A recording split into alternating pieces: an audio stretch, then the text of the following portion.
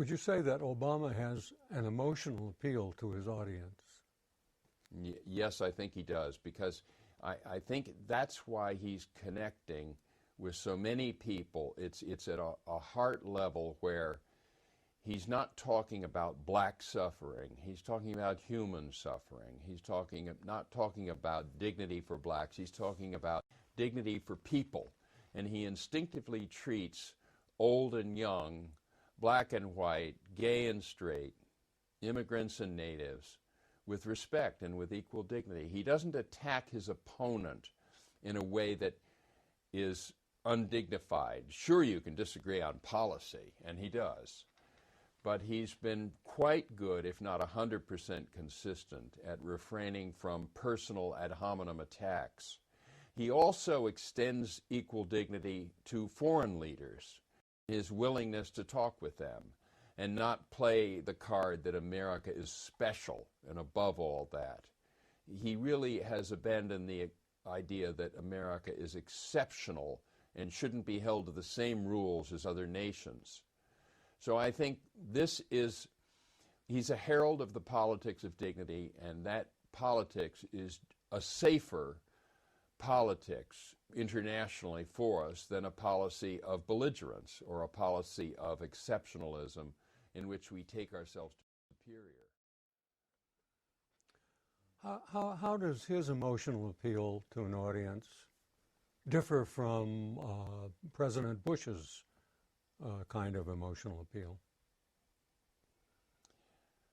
Bush's appeal is to like-minded people who share his ideology or share his enthusiasm for punishing people who behave in ways we don't like. And you can evoke passion from a group by proposing to punish its enemies. That's been done by leaders for millennia. It's a little bit trickier to evoke passion from a group when it's about treating people fairly and treating people equally and respecting everyone's dignity. But in fact, it's a better strategy if your interest is in making us safe and secure. The strongest defense involves not giving offense. In other words, it's not enough just to have the biggest army in the world if you want to be safe in today's world, where even relatively minor players can wreak havoc through terrorism. And I don't even mean nuclear terrorism. I mean, it causes enough disruption just to bomb 5 subways, as in London a year or two ago. That can disrupt a country and cost it enormous time and energy and money protecting itself against that. It's a better strategy is not to treat anyone in a way that makes them even want to do that. Or if, after you have come to treat societies and religions and cultures with dignity, there's still a few angry young men in the group, then their own people will rein them in. I said in that commentary that Obama was putting race in a larger context. Instinctively, he goes to the level of human dignity, not dignity for blacks or dignity for females or gays, but human dignity. There's something about him that has led him to do that and to be, I think, a harbinger of the politics of dignity, which is the next step beyond the democracy we've got. He's trying to take us there instinctively. I think it would help him take us there more effectively if he had an analysis of rankism and how rankism causes indignity. Because you can't actually combat indignity unless you know what causes it, and unless you have a name for it, and unless you can pin that name on people who indulge in it. It's just like the women's movement. It was just a consciousness-raising phenomenon until women came up with the word sexism. But once they had a label that they could pin on men who were indulging in abuse and discrimination towards them, then they were much more effective at changing male behavior.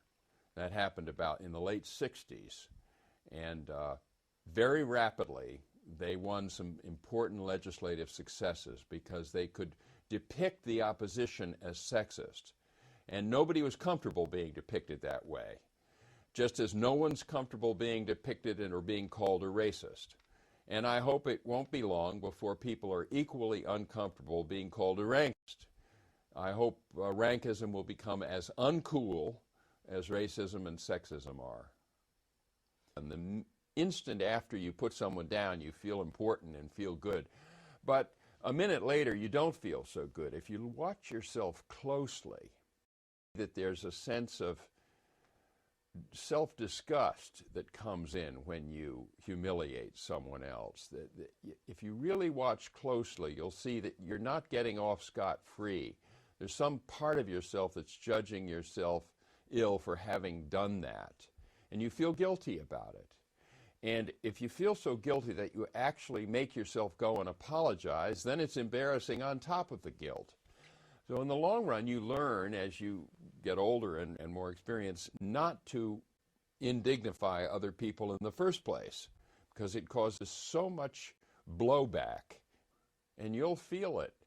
And so all these behaviors are actually counterproductive, but it takes a long time to begin to realize they are, because we live in a rankist society. We live in a society that's so saturated with subtle forms of rankism that we almost take it to be human nature and indelible and unchangeable, whereas in fact it's quite changeable. We've all had the experience of being taken for a nobody. Young children are often taken for nobodies, and old men are taken for nobodies, and everybody gets taken for a nobody by somebody who regards himself or herself as more important. And we're also, though, all of us at times in our life in the somebody role, because, for example, we may have a younger sister or brother, or we may be on a team where there's somebody who's not as good as we are, and then we're the somebody to them. And when you are the somebody to a nobody, when you outrank somebody, it's very important not to translate that into a sense of superiority.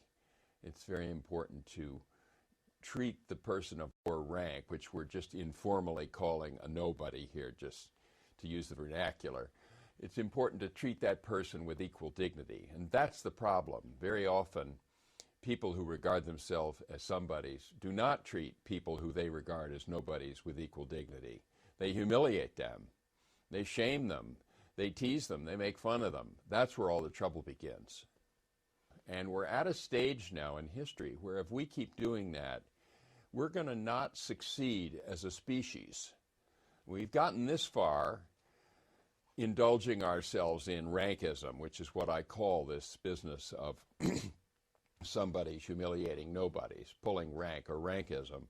But if we keep on doing it, we're going to jeopardize our future as a species, because at last, finally, the weapons available to quote-unquote nobodies are so dangerous, so large, and cause such destruction that if we go on humiliating nobodies, they're going to make life unlivable for us. And we've gotten a foretaste of that with terrorism in the 21st century.